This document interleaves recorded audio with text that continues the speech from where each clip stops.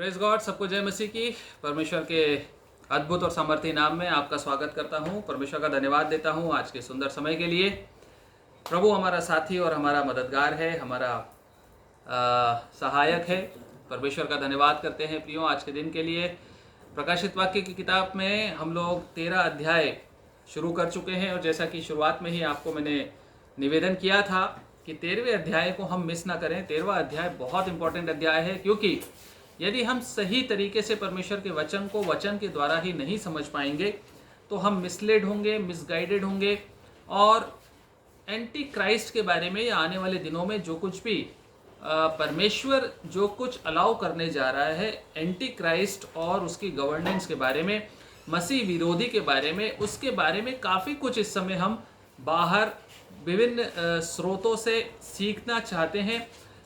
कई बार biblical interpretations नहीं होते, कई बार कुछ और तरीक़ों से हमको समझाया जाता है। कई बार ये फिक्स कर दिया जाता है कि जो एंटी क्राइस्ट है वो यहाँ है, वो यहाँ पर आ गया है, यहाँ खड़ा हो गया है, ये हो गया है। परंतु बाइबल क्या कहती है, यदि उसको सही तरीके से हम समझ लेंगे सो उससे हम अनजान नहीं रहेंगे। और परमेश्वर ने प्रकाशन हमको दिया ही इसीलिए है कि हम अंत के दिनों की जो चालबाजियाँ शैतान चलने जा रहा है और जो बातें शैतान विश्वासियों के ऊपर लाने जा रहा है, उन बातों को हम अच्छे से जानकर और सजग रहें और मजबूती के साथ उन दिनों का हम सामना कर पाएँ, विश्वास के साथ, आशा के साथ। क्योंकि जब हम इन बातों को सीख जाते हैं तो हम पूरी तरह से अवेयर हो जाते हैं आने वाले दिनों में शैतान किस तरीके से काम करेगा, क्योंकि परमेश्वर उसको अलाउ करता है, परमेश्वर उसको अधिकार देता है कि वो इस प्रकार से करे। सो परमेश्वर के द्वारा दिया गया अधिकार है, परमेश्वर जानता है कि वो क्या करेगा और वो हमें बताना चाहता है। सो प्रकाशन की पुस्तक के 13वें अध्याय के 14वें वचन को आज हम देखेंगे। इस हिस्से में 14वें वचन को हम देखेंगे, 13वें अध्याय का 14वां वचन। यहाँ पर ऐसा कहता है, उन चिन्हों के कारण जिन्हें उस पशु के सामने दिखाने का अधिकार उसे दिया गया था वह पृथ्वी के रहने वालों को भरमाता था और पृथ्वी के रहने वालों से कहता था कि जिस पशु के तलवार लगी थी वह जी गया है, उसकी मूर्ति बनाओ। परमेश्वर अपने वचन के पढ़े और सुने जाने पर आशीष दे। प्रियो, ये जो 14वां वचन है ये हमको बताता है उन चिन्हों के कारण। सबसे पहली बात, चिन्हों के कारण। चिन्हों को आप अंडरलाइन कर सकते हैं। आज हमारे इस हिस्से में हम इस विषय पर विचार करेंगे, चिन्ह, चमत्कार, साइंस एंड वंडर्स। और इसके बाद इसमें एक दूसरा इंपॉर्टेंट टर्म आता है, पृथ्वी के रहने वालों को भरमाता था और पृथ्वी के रहने वालों से कहता था कि जिस पशु के तलवार लगी थी वह जी गया है, उसकी मूर्ति बनाओ। प्रियो, परमेश्वर का वचन यहाँ पर हमको एक बात बड़ी स्पष्टता से समझाता है। अभी तक हमने देखा कि अजगर यानी कि शैतान खुद जो स्पिरिट है, और उसके बाद एंटी क्राइस्ट यानी कि जो मनुष्य है और जिसमें शैतान की आत्मा ने पूरी तरह से कब्जा किया, पोजेस किया, और उस मनुष्य ने शैतान के हाथ में अपने आप को बेच दिया, अपने आप को उसने गिव अप कर दिया और शैतान ने उसको पूरी तरीके से कब्जा करके अपने रिप्रेजेंटेटिव के रूप में इस जमीन पे रखने जा रहा है। वो अंत के दिनों में बहुत से एंटी क्राइस्ट अभी भी आ चुके हैं और अभी भी उसके टाइप ऑफ एंटी क्राइस्ट मनुष्यों में, जो मनुष्य शैतान के सामने सरेंडर कर देते हैं, उनको वो अपने लिए किस तरह से इस्तेमाल करता है, ये इतिहास में हम देखते आ रहे हैं। हमारे सामने ऐसे लोग खड़े हैं। लेकिन अंत के दिनों में जो फाइनल एंटी क्राइस्ट आएगा वो इन सब का सुप्रीम मैनिफेस्टेशन होगा और वो खुल करके, अभी जो एंटी क्राइस्ट आते हैं वो खुल करके परमेश्वर की निंदा करते हुए अपने आप को परमेश्वर डिक्लेयर नहीं कर पा रहे, और वो ना ही वो इस तरह के पॉलिटिकल लीडर हैं जो अपने आप को परमेश्वर डिक्लेयर कर रहे हैं। लेकिन अंत में जो एंटी क्राइस्ट आएगा वो अपने आप को परमेश्वर भी डिक्लेयर कर देगा।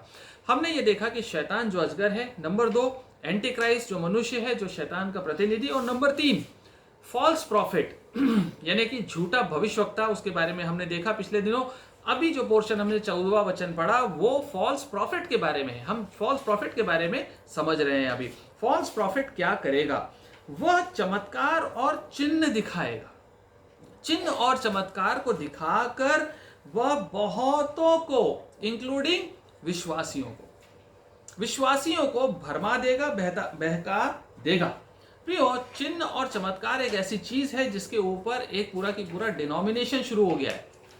लोग मसीहत में विश्वासियों के बीच में इस प्रकार के ग्रुप बन चुके हैं जो चिन्हों और चमत्कारों के अलावा और किसी बात पे विश्वास नहीं करते। वो कहते हैं कि यदि हमारे दुआओं से लोग चंगे नहीं हो रहे, यदि हमारी दुआओं से दुष्ट आत्माएं नहीं निकल रही, यदि हम शैतान के कामों को रोक नहीं पा रहे, तो फिर हम विश्वासी नहीं हैं, हम मसीह के चेले नहीं बन सकते, हम है ही नहीं, हमारी कमी है, हमें इस कमी को दूर करना है। सो ये कैरिज्मेटिक मूवमेंट जो है चिन्हों, चमत्कारों और दानों और वरदानों के ऊपर बहुत ज्यादा एम्फेसाइज करने वाला ये मूवमेंट ही चल गया है। और इस तरह के मूवमेंट के इन्फ्लुएंस में बहुत से लोग आ गए हैं। वो कहते हैं कि यदि चिन्ह और चमत्कार हो रहे हैं तो परमेश्वर है, यदि चिन्ह और चमत्कार नहीं हो रहे हैं तो परमेश्वर नहीं है। प्रियो, यहां पर यह बात बहुत ही अच्छी हमें सीखने के लिए परमेश्वर का वचन इस प्रकाशन में बताता है कि चिन्हों और चमत्कारों से सावधान रहना। अंत के दिनों में चिन्ह और चमत्कार से आपको वार्न कर रहा है परमेश्वर का वचन। चिन्ह और चमत्कार परमेश्वर की उपस्थिति का प्रतीक हो सकते हैं, लेकिन एट द सेम टाइम चिन्ह और चमत्कार शैतान की ओर से भी बराबर हो सकते हैं। ये फॉल्स प्रॉफिट जो अंत के दिनों में आएगा, इसको बहुत सारे चिन्ह और चमत्कारों को दिखाने का अधिकार दिया जाएगा। चिन्ह और चमत्कार परमेश्वर के होने की गारंटी नहीं है। और अंत के दिनों में भरमाने का मुख्य कारण, विश्वासियों के विश्वास से बहक जाने का मुख्य कारण, परमेश्वर से फेथ में फॉलिंग अवे यानी कि धर्म का त्याग कर देने का बहुत बड़ा कारण चिन्ह और चमत्कार ही होने जा रहे हैं। ये परमेश्वर का वचन सिखा रहा है इस जगह पर हमको। चिन्हों और चमत्कारों के चक्कर में मत रहिएगा। यदि कोई दुआ करता है और आप अच्छे हो जाते हैं बीमारियों से, तो आप मुंह बंद करके, आंख बंद करके उस पर भरोसा मत कर लीजिए कि वो परमेश्वर की ओर से ही है, क्योंकि ऐसे चमत्कार शैतान भी दिखा सकता है। ऐसे चमत्कार शैतान भी दिखा सकता है। आप भूल गए फिरौन के जादूगरों को। फिरौन जो टाइप ऑफ एंटी क्राइस्ट था, उनके जादूगरों ने मूसा से बराबरी की टक्कर ली थी चिन्हों और चमत्कारों को दिखाने में। याद है कि नहीं? ये याद है आपको। पौलुस लिखता है तिमोथी को, तो वो याद दिलाता है। पौलुस ने तिमोथी को लिखते हुए याद दिलाया। दूसरा तिमोथी तीसरा अध्याय में, दूसरा तिमोथी तीसरा अध्याय और 8वां वचन हमको यहाँ पर बताता है कि पौलुस कहता है तिमोथी को कि मूसा के सामने विरोध करने वाले फिरौन के जादूगर थे, और नाम लिखता है यन्नेस और यब्रेस। जैसे 3:8, जैसे दूसरा तिमोथी 3:8, जैसे यन्नेस और यम्ब्रेस ने मूसा का विरोध किया था, वैसे ही ये भी सत्य का विरोध करते हैं। ये ऐसे मनुष्य जिनकी बुद्धि भ्रष्ट हो गई है और वे विश्वास के विषय में निकम्मे हैं। यहाँ पर झूठे उपदेशकों के बारे में पौलुस बता रहा है, और पौलुस बताते हुए लिख रहा है कि झूठे विश्वासी गण किस प्रकार से बहक जाएंगे और दूसरों को बहका देंगे। कैसे? किससे तुलना कर रहा है? फिरौन के जादूगरों से। फिरौन के जादूगर जैसे बहका देते थे, वैसे ही ये झूठे विश्वासी बहका देंगे। फिरौन के जादूगर कैसे बहकाना चाह रहे थे? अपने जादूगरी से, अपने चिन्हों और चमत्कारों से। वैसे ही अंत के दिनों में दुष्ट विश्वासी जो कि चिन्हों और चमत्कारों को देखेंगे और उस पर विश्वास कर देंगे, परमेश्वर को भूल जाएंगे। चिन्हों और चमत्कारों की अधिकता उनको बहका देगी। 9वां वचन कहता है पर इससे आगे नहीं बढ़ सकते। ऐसे झूठे लोगों का के बारे में कहता है कि बहुत आगे नहीं बढ़ पाएंगे, क्योंकि जैसे उनकी अज्ञानता सब मनुष्यों पर प्रकट हो गई थी, वैसे ही इनकी भी हो जाएगी। ये बहका देने वाला झूठा भविष्यवक्ता झूठ और चमत्कार के काम करेगा, पर लिमिटेड अथॉरिटी, लिमिटेड टाइम तक कर पाएगा, और हमेशा के लिए इसके चमत्कार स्थायी नहीं रहेंगे। जो बहक गया वो बहक गया, जो स्थिर बना रहा वो देख पाएगा कि ये झूठा चमत्कारी था, इसने झूठा चमत्कार किया था। और 13वां वचन कहता है 3:13 तिमोथी, इसका दूसरा तिमोथी 3:13, परंतु दुष्ट और बहकाने वाले धोखा देते हुए और धोखा खाते हुए बिगड़ते चले जाएंगे। जिनको इन्होंने बहका दिया वो बिगड़ते चले जाएंगे, बैकस्लाइड होते होते बहकते चले जाएंगे। यन्नेस और यम्ब्रेस के समान कहता है यहाँ पर। फिरौन जो है टाइप ऑफ एंटी क्राइस्ट है, और उसके जादूगर जो है वो टाइप ऑफ फॉल्स प्रॉफिट्स। उसके जो जादूगर हैं वो ये झूठे भविष्यवक्ता के समान, और फिरौन खुद एंटी क्राइस्ट के समान। ठीक यही गवर्नेंस पैटर्न, ठीक यही सिस्टम अंत के दिनों में भी होगा। ये जादूगर भी क्या करते थे, इनके पास सुपर नेचुरल पावर्स थी। ये जादूगर क्या करते थे, ये लाठी फेंक कर सांप बना सकते थे। आज के दिन यदि हमारे सामने ऐसा कोई व्यक्ति आ जाए और बोले कि मैं परमेश्वर की ओर से खड़ा हूं, ये देखो मैं परमेश्वर के नाम से लाठी को मैं सांप बनाता हूं, और वो बना देगा, तो क्या आप उसको मान लेंगे? ये लाठी को सांप बना देते थे, ये पानी को लहू में बदल देते थे, मूसा के समान। परंतु एक समय के बाद उनके चमत्कार समाप्त हो गए। चमत्कारों में बहुत ज्यादा फंसने से आप बहक सकते हैं। पौलुस कहता है कि अंत के दिनों में ऐसे बहुत से बहकाने वाले, अभी हमने पढ़ा 13वां वचन कहता है, ये खुद भी धोखा खाते हुए और खिलाते जाएंगे और बहकाते हुए बहकते जाएंगे। पौलुस वार्न करता है इनके बारे में। प्रियो, यहाँ पर जो ग्रीक में जो ओरिजिनल शब्द आया है वो आया गोएस, ऐसे लोगों के लिए जो बहकाने वाले, भरमाने वाले लोग हैं, झूठे भविष्यवक्ता, उनके लिए वर्ड आया है गोएस, GOACE, गोएस। और इसका जो लिटरल ट्रांसलेशन है इंग्लिश में वो है इम्पोस्टर्स। इम्पोस्टर्स, इम्पोस्टर्स का मतलब होता है मैजिशियंस, मैजिशियंस, जादूगर। प्रियो, कई बार हमारे मन में भी इस प्रकार की बात आती है कि जो जादूगरी है वो केवल हाथ की सफाई है। यदि और ज़्यादा सिंपल टर्म्स में हम बातें करें तो हम जादू के शोज देखने जाते हैं और जादूगरी के करतब हमको बड़े अच्छे लगते हैं। हमारे बच्चे और हमारे जवान और हमारे रिश्तेदार, हमारे मित्र बड़े फैन होते हैं। कई बार आजकल यूट्यूब हो गया बहुत अच्छा साधन, जादूगरों का प्लेटफॉर्म मिल गया, बहुत अच्छे अच्छे जादू दिखाते हैं, इंटरनेशनल लेवल के जादूगर हैं। और पहले तो बड़े बड़े पंडाल लगते थे और छुट्टियों में बच्चों के लिए जादू के मेले लगते थे। ये जादूगरी जो है प्रियो, इससे सतर्क रहने की जरूरत है। परमेश्वर का वचन कहता है जादूगरों से सावधान रहने की जरूरत है। जादूगरी में 10% हाथ की सफाई होती है और 90% शैतानी ताकतें होती हैं। जादूगर के शो में जब हम बच्चों को ले जाएं तो हमें सतर्क रहने की जरूरत है बहुत ज्यादा, क्योंकि वो एक डेमोनिक एनवायरनमेंट होता है, एक इविल स्पिरिट का एनवायरनमेंट होता है। सारी जादूगरी हाथ की सफाई नहीं होती, बाकायदा जादूगरी के स्कूल्स चलते हैं। शायद आपको पता नहीं होगा, मैं अभी सुन रहा था एक भाई से, हमें सिखा रहे थे वो, मैं जो पढ़ाई कर रहा हूँ उसमें, और उसमें वो ये बता रहे थे कि साउथ इंडिया में केरल और तमिलनाडु के बीच में एक जगह है, बाकायदा एक पहाड़ पे एक सेंटर बना हुआ है, इंस्टीट्यूट ऑफ मैजिशियंस। वहां पर इंस्टीट्यूट ऑफ मैजिकल ट्रेनिंग दी जाती है। वहां पे ऐसा इंस्टीट्यूट है जो जहां पर मैजिकल ट्रेनिंग दी जाती है, और मैजिक ट्रिक्स के साथ साथ वहां पर कुछ ऐसी काम, ऐसी बातें, ऐसी बलियां चढ़ाई जाती हैं जो कि टोटली डेविलिश होती है, डेमोनिक होती है।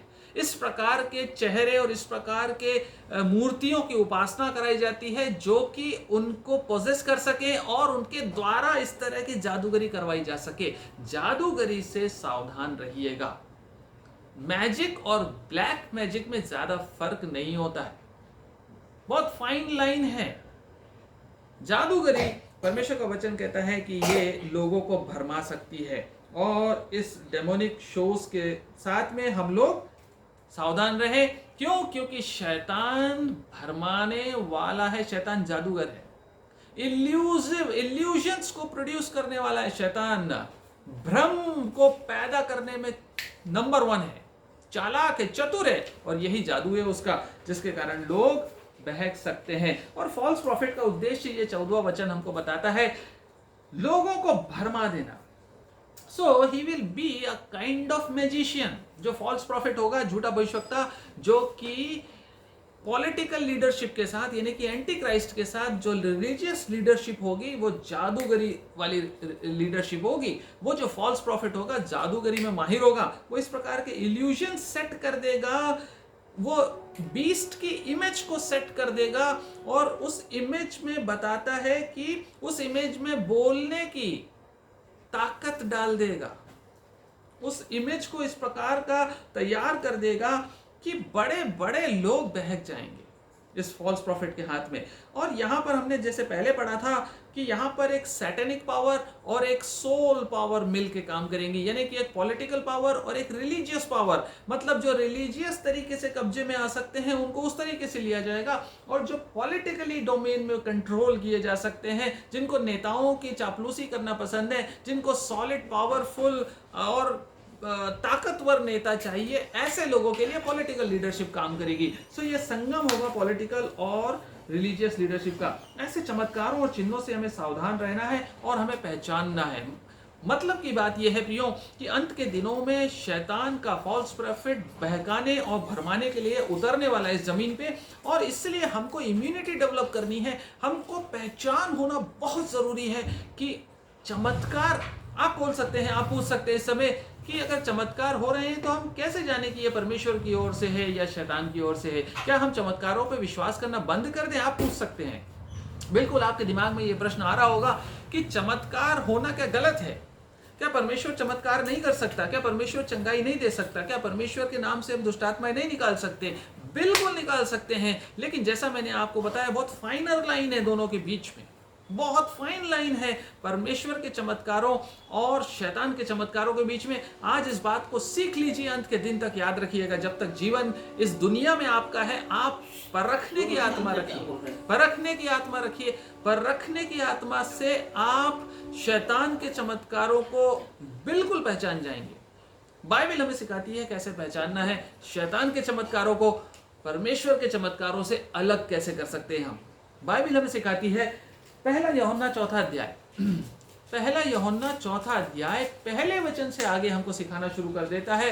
कहता है, प्रियो, हे प्रियो, हर एक आत्मा की प्रतीति ना करो, हर एक चमत्कारी, जादूगरी और चिन्ह दिखाने वाले की प्रतीति ना करो, वरन आत्माओं को परखो कि वे परमेश्वर की ओर से है कि नहीं, क्योंकि बहुत से, यूहन्ना लिख रहा है, पौलुस ने बता दिया, बहुत से झूठे भविष्य वक्ता, फॉल्स प्रॉफिट खड़े होने जा रहे हैं। कहता है जगत में निकल खड़े हुए हैं। ये फॉल्स प्रॉफिट्स भी बहुत से खड़े हो चुके हैं और अंत में इन सब का मास्टर खड़ा होने वाला है जो एंटी क्राइस्ट के साथ मिलकर काम करेगा।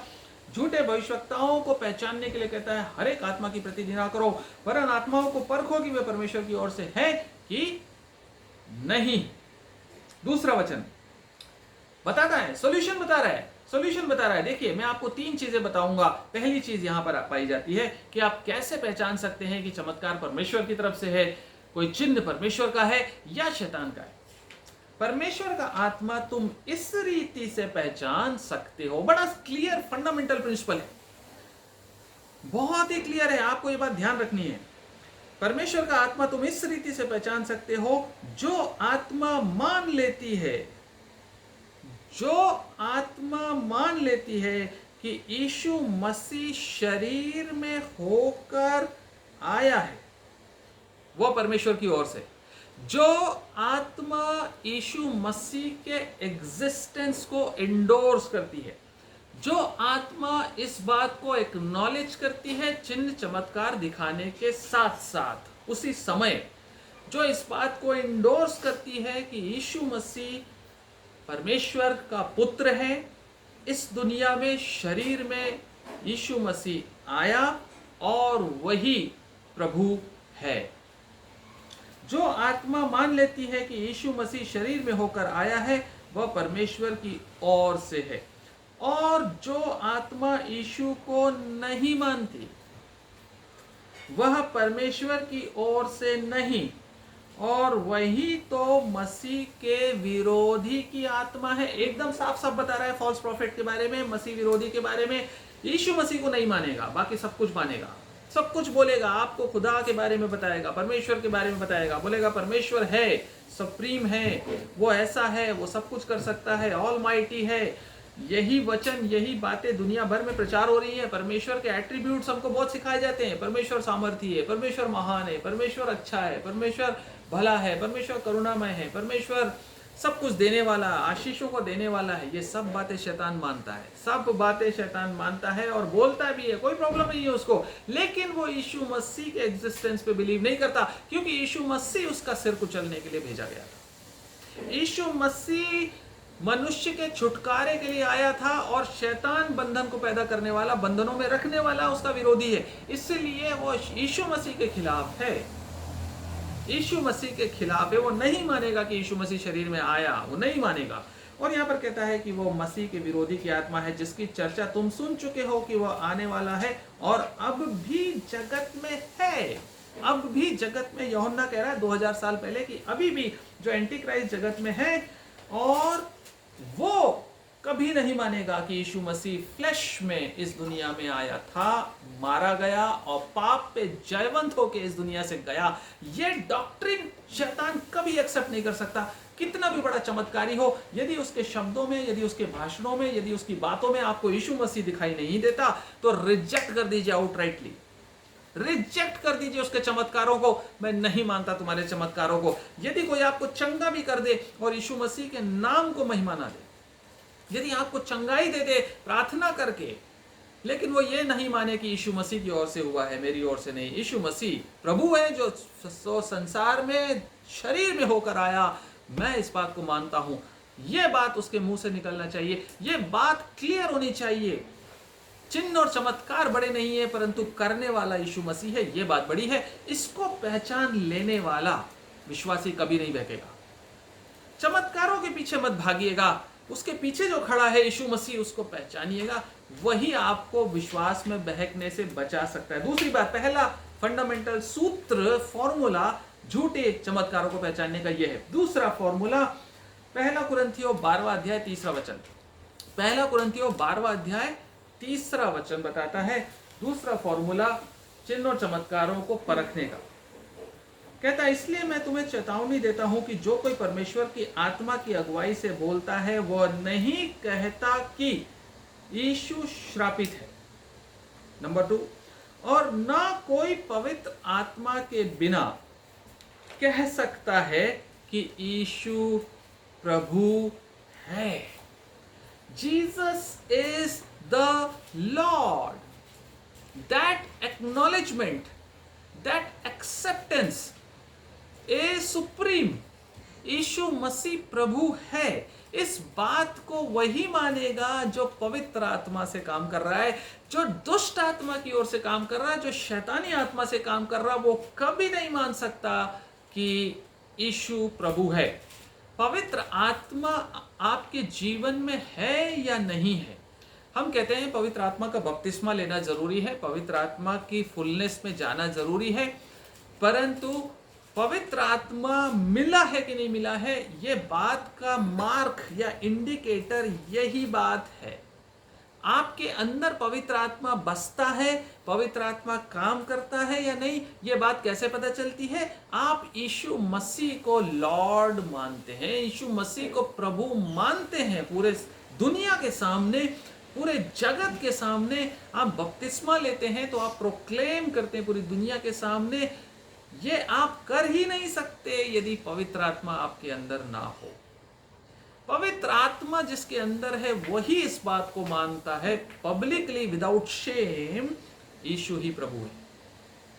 और जो इस बात को नहीं मानता, कितना भी बड़ा मैजिशियन हो, कितना भी बड़ा चिन्ह और चमत्कार करने वाला है, वो शैतान की ओर से है, यदि वो ये नहीं मानता कि यीशु ही प्रभु है। तीसरी बात जो हमें बताती है वो ये, जिसको हम अपनी बुद्धि से परमेश्वर की अगुवाई में समझ सकते हैं, जो सांसारिक बुद्धि और समझ की आत्मा परमेश्वर ने हमको दी, उसके द्वारा नंबर 1, वो लोभ से परे होना चाहिए। नंबर 2, वो नम्र होना चाहिए। जो चमत्कार दिखा रहा है वो अपनी महिमा या मैंने किया वाला नहीं होना चाहिए। यदि कोई व्यक्ति बोस्ट करता है अपने चमत्कारों पे, परमेश्वर की ओर से नहीं। जिसका मन शुद्ध नहीं है, लोभी है, जो पैसे के लिए कर रहा है, जो आपसे पैसे मांगता है हीलिंग के लिए, जो आपसे चमत्कार दिखाने के बदले में कुछ एक्सपेक्ट करता है और खुलकर कहता है कि यदि इतने रुपए का दान चढ़ाओगे तो मैं प्रार्थना करूंगा, तुम चंगे हो जाओगे, ये परमेश्वर की ओर से नहीं हो सकता। जो नम्र नहीं है, परमेश्वर की ओर से नहीं। आप यीशु मसीह का लाइफ स्टाइल देख लीजिए। यीशु मसीह का लाइफ यीशु मसीह में नम्रता थी, यीशु मसीह लालची नहीं था, यीशु मसीह शुद्धता में जीवन बिताता था, अशुद्ध नहीं था, किसी भी रीति से पाप का कोई अंश उसके अंदर नहीं था।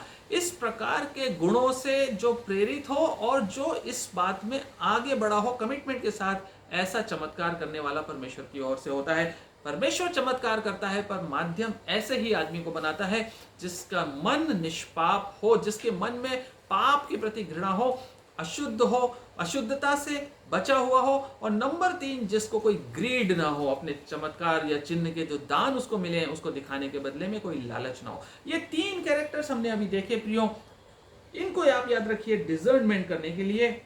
हम ऐसे प्रीचर्स, हीलर्स को, ऐसे मिशनरीज को, ऐसे अगुओं को बड़े अच्छे से डिसर्न कर सकते हैं इन बातों के आधार पे, और ये हमारी प्रैक्टिस होगी। ये अभी इनिशियल प्रैक्टिसेस है। अभी भी ऐसे मसीह विरोधी फॉल्स प्रॉफिट्स खड़े हैं, अभी भी ऐसे चमत्कारी लोग खड़े हैं, अभी भी ऐसे बाबा लोग हैं बाहर, सेक्युलर मसीहियों को छोड़ दीजिए, बाहर बाबा लोग हैं जो दावा करते हैं कि हम पड़ोसी के साथ तुम्हारा प्रॉब्लम सॉल्व करा देंगे, तुम्हारी लव मैरिज को हम कंफर्म करा देंगे, अरेंज मैरिज, वशीकरण करा देंगे, तुम्हारी नौकरी में बॉस परेशान कर रहा है उसको ठीक कर देंगे, घर में सास के साथ प्रॉब्लम है उसको ठीक कर देंगे, तुम्हारे पति की दारू शराब पीने की आदत छुड़ा देंगे। ये सब डेमोनिक स्पिरिट्स हैं जो काम कर रही हैं, ये परमेश्वर की ओर से नहीं है। ये प्रैक्टिसेस हैं प्रियो जिसको हमें अभी से करना है, ताकि अंत के दिनों में जब झूठा भविष्यवक्ता खड़ा हो सुप्रीम, तो उसके चमत्कारों से हम अमेज ना हो, उससे हम बहक ना जाएं। प्रेरितों के काम 8वां अध्याय एक बहुत अच्छा एग्जाम्पल देता है ऐसे झूठे भविष्यवक्ता का। ऐसे हो चुके हैं, ऐसे फॉल्स प्रॉफिट्स, ऐसे झूठे भविष्यवक्ता खड़े हो चुके हैं, उसका एग्जाम्पल बाइबल बताती है। एक व्यक्ति के बारे में, शमौन नाम का व्यक्ति है, जिसके बारे में 8वें अध्याय के 9वें वचन से आगे बताया जाता है। फिलिप्पुस जो है वो सामरिया नगर में प्रचार करता हुआ गया। सामरिया में जब वो प्रचार कर रहा था, उसके प्रचार करते समय बहुत सी दुष्टात्माएं निकलती थी, और वो यीशु मसीह के नाम से बहुत से लोगों को चंगा करता था, दुष्ट आत्माओं को निकालता था। लेकिन फिलिप्पुस के आने से और इन चमत्कारों को जो परमेश्वर के द्वारा होते थे, फिलिप्पुस के द्वारा होते थे, इन चमत्कारों के होने से पहले एक व्यक्ति था शमौन। ये शमौन भी इक्वली वही काम कर लेता था। 8वां अध्याय 9वां वचन, 8वां अध्याय 9वां वचन। इससे पहले, अब मैंने पहले के वचन नहीं पढ़े, आप पढ़ लीजिएगा, 4थे वचन से आगे लिखा हुआ है, सामरिया में फिलिप्पुस आया और उसने क्या किया, वहां लिखा हुआ है 7वें वचन में लिखा है, क्योंकि बहुतों में से अशुद्ध आत्माएं बड़े शब्द से चिल्लाते हुए निकल गई, और बहुत से लकवे के रोगी और लंगड़े भी अच्छे किए गए, और उस नगर में बड़ा आनंद छा गया। ये फिलिप्पुस कर रहा है। 9वें वचन में कहता है, उससे पहले, फिलिप्पुस के आने से पहले उस नगर में शमौन नामक एक मनुष्य था, जो जादू टोना करके सामरिया के लोगों को चकित करता और अपने आप को बड़ा पुरुष बताता था। देखिए, जो अपने आप को बोस्ट करता है, जादूगरी करके लोगों को चकित करता है। अभी आपने पढ़ा प्रकाशित वाक्य के 13वें अध्याय के 14वें वचन में कि बहुत से लोगों को भरमा देगा। यहां पर लिखा है शमौन जो है बहुत से लोगों को चकित कर देता था जादूगरी करके, और अपने आप को बड़ा पुरुष बताता था। छोटे से बड़े तक सब उसका सम्मान करते थे। इस फॉल्स प्रॉफिट के पीछे बहुत से लोग चलेंगे सम्मान करने वाले, शमौन के समान, जैसे शमौन के पीछे चल चुके सामरिया में, वैसे इस झूठे भविष्यवक्ता के पीछे चल देंगे, और ये करवाएगा, बोलेगा यहाँ आओ, इधर आओ, ये मूर्ति बनाओ और इसकी पूजा करो, और लोग करेंगे। वो चकित कर देगा और बड़ा पुरुष बनाएगा, और छोटे से बड़े सब उसका सम्मान कर कर कहते थे, यह मनुष्य देखिए आप, कितना क्लियर एग्जाम्पल है शमौन के बारे में। परमेश्वर का वचन हमें सिखाने पाए, लोगों ने ऐसा किया। शमौन जादू टोना करके चकित कर रहा है, और लोग कह रहे हैं ये परमेश्वर की ओर से, कह रहे हैं यह मनुष्य परमेश्वर की वह शक्ति है जो महान कहलाती है। वाह वाह, वंडरफुल। आज हम लोग भी डिजर्न नहीं कर पाते, और शमौन के समान जादू टोना, magical things, evilish, devilish things, demonic things को परमेश्वर का मानते हैं। परमेश्वर की वह शक्ति है जो महान कहलाती है। उसने आगे पढ़ी, उसने बहुत दिनों से उन्हें अपने जादू के कामों से चकित कर रखा था, इसलिए वे उसको बहुत मानते थे। सामरिया के लोग पागल थे, शमौन के लिए, जब तक फिलिप्पुस नहीं आया था, और उसको बहुत मानते थे। परंतु जब उन्होंने 12वां वचन फिलिप्पुस पर विश्वास किया, जो परमेश्वर के राज्य और अंडरलाइन करिएगा, और यीशु के नाम से का सुसमाचार सुनाता था, तो लोग, क्या पुरुष क्या स्त्री, बपतिस्मा लेने लगे। देखा आपने टर्न, फॉल्स प्रॉफिट और राइट प्रॉफिट के बीच में, ट्रू प्रॉफिट और फॉल्स प्रॉफिट के बीच का अंतर दिख रहा है आपको। शमौन, जब तक फिलिप्पुस नहीं आया था तब तक शमौन सब कुछ गड़बड़ कर चुका था। शमौन ने बहुत कुछ कर दिया था, लोगों को बहुत बहका दिया था, मिसलीड कर दिया था। लोग कहते थे परमेश्वर की शक्ति है, परमेश्वर की महान शक्ति जो परमेश्वर में है वो इस आदमी में है। फिलिप्पुस ने आकर यीशु के नाम से सुसमाचार प्रचार किया, लंगड़ों को खड़ा किया, अंधों को चंगा किया, और तब स्त्री पुरुष बच्चों ने बपतिस्मा लिया, राइट स्पिरिट को रिकॉग्नाइज किया। और मजे की बात क्या है कि जो चमत्कार करने वाला था वो भी फिलिप्पुस का चेला बन गया। 13वां वचन कहता है, तब शमौन ने स्वयं भी विश्वास किया। ये फॉल्स प्रॉफिट का धन्यवाद, परमेश्वर का धन्यवाद कि यह बदल गया, लेकिन जो आने वाला है वो नहीं बदलेगा। जो आने वाला है फॉल्स प्रॉफिट, वो सबको डुबा के जाएगा, खुद भी डूबेगा। यहां तो इसने क्या किया, मान लिया कि हाँ भाई मैं तो जादूगर था, मैं अपने हिसाब से करता था, तुम लोग बोलते थे मुझे अच्छा लगता था, लेकिन एक्चुअल तो ये है चमत्कार का असली स्रोत, ये है, इस पे विश्वास करो तो जीवन पाओगे, मेरी लिमिटेशंस हैं, मैं नहीं कर सकता। और स्वयं भी विश्वास किया, बपतिस्मा लेकर फिलिप्पुस के साथ रहने लगा। और आगे लिखा है, वह जो खुद चमत्कार करता था वो चकित होने लगा फिलिप्पुस से। क्या लिखा है, वो चिन्ह और बड़े बड़े सामर्थ के काम होते देखकर चकित होता था। परमेश्वर का काम ऐसा है प्रियो कि जब परमेश्वर चिन्ह और चमत्कार करता है तो डीमंस भी चकित होते हैं, क्योंकि डीमंस जो हैं वो लिमिटेड चमत्कार कर सकते हैं मनुष्य को बहकाने के लिए, लेकिन जो परमेश्वर के चमत्कार हैं उनको देखकर जो शैतानी लोग हैं वो भी चकित हो जाते हैं। Praise the Lord. हम परमेश्वर के चमत्कारों पे डिपेंड करें। प्रियो, एक बात यहाँ पर और प्रश्न उठता है कि वाई, परमेश्वर ऐसा अलाउ क्यों करता है, परमेश्वर क्यों ऐसा कर रहा है, क्यों इन लोगों को चमत्कार करने की पावर दे रखी, क्यों इन लोगों को सुपर नेचुरल पावर्स दे रखी कि ये चमत्कार करें। चमत्कार कर करके हम लोगों को क्यों मिसगाइड करते हैं। ये परमेश्वर देख रहा है वहां पर सब कुछ, उसके बाद भी चुपचाप बैठा हुआ है। हम लोग बहक रहे हैं, परमेश्वर हमको बहकने दे रहा है। हम लोग मिसगाइड हो रहे हैं, परमेश्वर कुछ नहीं कर रहा है। क्या बात है। प्रश्न आएगा ना, अरे परमेश्वर अगर ये पावर्स को सीज कर दे, परमेश्वर यदि इनसे ये वाले सारे जो चमत्कार दिखाने की ताकत है, अल्टीमेटली परमेश्वर ही है जो अलाउ करता है, क्यों अलाउ कर, परमेश्वर ना करे तो सब कुछ साफ हो जाएगा, हम लोग बहकेंगे नहीं, प्रॉब्लम सॉल्व। हैरान, आपके दिमाग में भी आ रहा होगा ना ये प्रश्न, आ रहा होगा कि ऐसे झूठे भविष्यवक्ताओं को, ऐसे झूठे चिन्ह चमत्कार करने वालों को परमेश्वर होने क्यों दे रहा है दुनिया में ये सब काम। कारण, व्यवस्था विवरण 13वां अध्याय 1 से 5। कारण क्या है, व्यवस्था विवरण 13वां अध्याय 1 से 5। परमेश्वर क्यों चिन्ह और चमत्कार करने वालों को छूट दे रखा है। ध्यान से सुनिएगा, यदि तेरे बीच कोई भविष्यवक्ता या स्वप्न देखने वाला प्रकट होकर तुझे कोई चिन्ह या चमत्कार दिखाए। हेलो, ध्यान से सुनिएगा। आप पहचान गए अगर झूठे भविष्यवक्ताओं को, बहुत अच्छी बात। यदि नहीं पहचाने तो इस वचन को याद कीजिए। यदि तेरे बीच कोई भविष्यवक्ता या स्वप्न देखने वाला प्रकट होकर तुझे कोई चिन्ह या चमत्कार दिखाए, और जिस चिन्ह या चमत्कार को प्रमाण ठहराकर वह तुझसे कहे, आओ हम पराये देवताओं के अनुयायी होकर जिनसे तुम अब तक अनजान रहे उनकी पूजा करें। लिटरली यही होने जा रहा है अंत के दिनों में। अभी हमको बताया 14 वचन प्रकाशित वाक्य 13-14 में लिटरली यही बताया। पहले चिन्ह चमत्कार करेगा, भरमाएगा, फिर बोलेगा मूर्त बनाओ, और फिर बोलेगा इसकी पूजा करो। यही लिखा हुआ है, प्रमाण ठहराकर वो तुझसे कहे, आओ हम पराये देवताओं के अनुयायी होकर जिससे तुम अब तक अनजान रहे उनकी पूजा करें। तब तुम उस भविष्यवक्ता या स्वप्न देखने वाले के वचन पर कभी कान नहीं धरना, क्योंकि तुम्हारा परमेश्वर यहोवा तुम्हारी परीक्षा लेगा।